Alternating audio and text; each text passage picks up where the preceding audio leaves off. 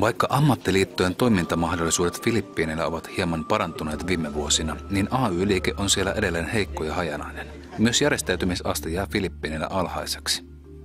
SASK on vuodesta 2000 tehnyt yhteistyötä Learnin kanssa. Labor Education and Research Network Learn on AY-liikkeen oma koulutus- ja tutkimuskeskus. Learn pyrkii tukemaan AY-liikkeen solidaarisuutta ja yhtenäisyyttä sekä edistämään demokratiaa Filippiineillä. SASKin ja Learnin yhteishankkeessa on monenlaisia toimintoja, niiden joukossa ammattikoulun sekä päiväkodin tai esikoulun tukeminen. Bacon Silanga on 60 000 asukkaan slummialue Metro Manilan alueella. Työttömyysaste alueella on paikallisten arvioiden mukaan noin 60%. Paikallisessa keskuksessa opiskelevat lapset ovat 3–6 vuoteen ikäisiä. Koulu tarjoaa turvallisen oppimisympäristön. Lapsille tarjotaan keskuksessa ruoka. Vuosittain 10 lapselle tehdään terveystarkastus. Hankkeen varoista maksetaan opettajan palkka sekä opetustarvikkeita.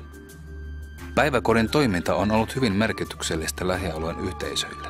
Yhä useampi vanhempi osallistuu myös vapaaehtoistyöhön päiväkodin ylläpitämiseksi. Esikoulua tukemalla parannetaan naisten mahdollisuuksia tulla mukaan ammattiyhdistystoimintaan.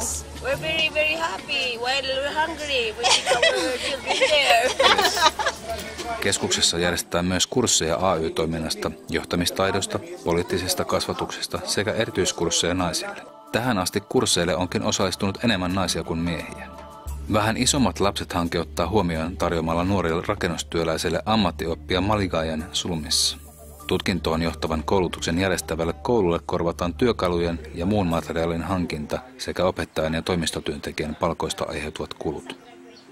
Lisäksi tuetaan nuorille aiheutuvia ruoka-, kurssimateriaali-, matka- ja tutkintomaksukuluja. Maligayassa toimii vuonna 1997 perustetun Balikatan rakennusalan ammattiliiton alueosasto ja hankkeen puitteissa nuorten rakennustyöläisten AY-tietoisuuden toivotaan kasvavan. Filippiinien ammattitutkintojärjestelmän mukaisen tutkinnon suoritettuaan nuorilla on mahdollisuus pysyvämpiin työsuhteisiin, virallisen työntekijän asemaan ja korkeampaan palkkaan.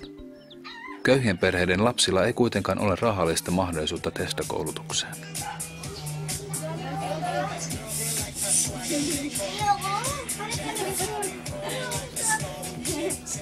Hanketta tukevat suomalaisista liitoista Metalliliitto, PRO, PAM sekä JHL.